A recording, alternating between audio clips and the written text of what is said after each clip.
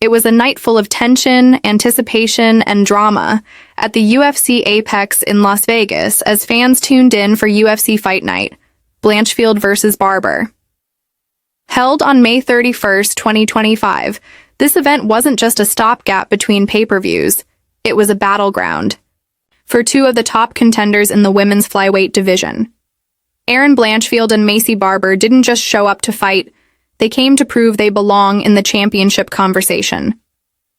And everything about this main event, from the weigh-in to the walkouts, added more fuel to an already intense fire.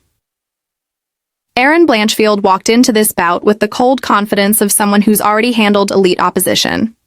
Ranked number 4 in the flyweight division, she had already notched 7 wins in her 8 UFC appearances, and her momentum seemed unstoppable after her most recent win over none other than former strawweight queen Rose Namajunas. That wasn't just any win. It was a coming-of-age moment for Blanchfield, who displayed elite grappling, durability, and a high fight IQ that impressed both fans and analysts alike. People weren't just calling her the future anymore. They were starting to ask if she was ready now.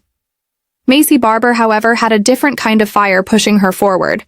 Riding a 6-fight winning streak, she was ranked number 7 and clawing her way back to where she had always believed she belonged, at the very top. There was a time when Barber was marketed as the future of women's MMA, and while injuries and tough losses briefly dimmed her momentum, she had bounced back with grit and consistency. In recent fights, Barber had looked sharper, more patient, and far more strategic. She was no longer just swinging for the fences. She was adapting, growing, and winning. Her striking had matured.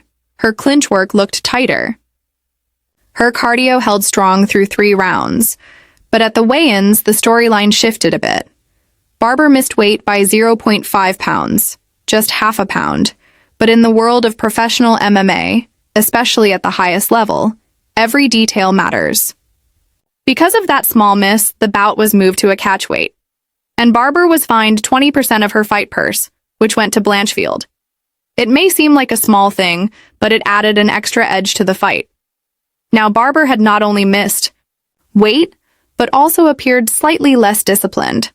The question loomed, would that 0.5 pounds represent a mental lapse or a strategic gamble?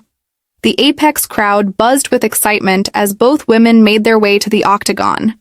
On paper, the fight was extremely well matched. Blanchfield's strength lies in her grappling. She's a Brazilian jiu-jitsu black belt who doesn't just seek control, she seeks damage and submissions. Her ground game is suffocating, and once she gets on top, few can get her off. Barber, in contrast, is a powerful striker who loves to dictate the pace.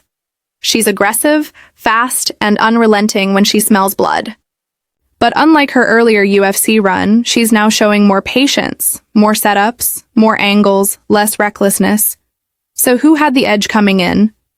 Statistically, Blanchfield had the better submission game, and she had proven herself against elite competition. She wasn't just winning, she was dominating, both physically and mentally. Her takedown accuracy was solid, and her control time spoke volumes. Barber, on the other hand, had slightly more Octagon experience and had evolved her fight style significantly. She was no longer the fighter who rushed into exchanges. She had grown into a more mature, more dangerous version of herself. Still, some questions hung in the air. Would Blanchfield be able to get Barber down and keep her there? Would Barber's improved takedown defense hold up against someone with Blanchfield's relentless drive? Would Barber's missed weight impact her cardio? And more importantly, would the weight advantage actually give her more pop on the feet? The co-main event also brought fireworks, with Mateusz Gamrot facing Ludovic Klein. Gamrot, looking to rebound from a close split decision loss, was known for his unrelenting pace and wrestling. Klein, riding a 6-0 streak, wanted to finally stamp his name into the top tier of lightweights. But all eyes were on the women's main event, and for good reason. It wasn't just about rankings, it was about proving a point. As the bell rang for round 1, one could imagine Blanchfield going straight to her bread and butter, shooting for a takedown early and trying to implement her grappling. The smart bet was that she wouldn't want to strike with Barber for long. Barber, in contrast, would look to keep her distance, find her rhythm, and chop away with her sharp boxing. If she could sprawl effectively and avoid the clinch, her chances of pulling off a win would grow round by round. Round 2 would likely test Barber's cardio and takedown defense, especially if Blanchfield had early success getting her down. We've seen Barber tire in the past under grappling-heavy pressure, and Blanchfield excels in exploiting that. But we've also seen Barber hurt opponents badly when they get lazy in the clinch. That makes this match so intriguing. One mistake from either side could swing the fight dramatically. By round 3 or 4, assuming it got there, the mental toughness of both fighters would be on full display. If Barber was still stuffing takedowns and landing clean shots, the momentum might shift in her favor. But if Blanchfield had already taken her down and possibly even threatened submissions, she'd likely be ahead on the scorecards. Both fighters have shown they can push through adversity. This wasn't just about skill, it was about heart, timing, and execution under pressure.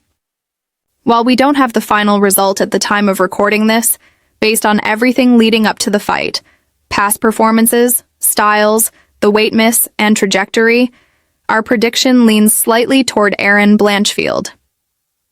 Her track, record against top-tier opponents, her composure, and her ability to control where the fight takes place give her a slight edge.